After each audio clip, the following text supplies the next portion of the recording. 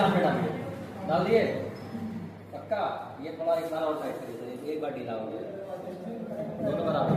चलिए आप कान में डालिए, ठीक है। एकदम शांत हो जाइए प्लीज, 3 ड्रॉप साइलेंस। अब रुकिए, अब आप बताइएगा सर कि आपको क्या हो रहा है।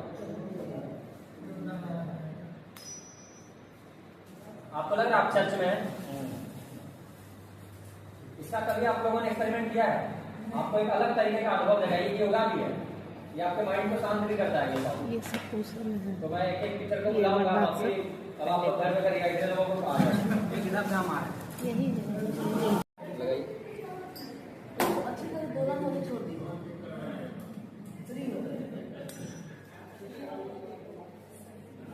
कैसा लगा सर?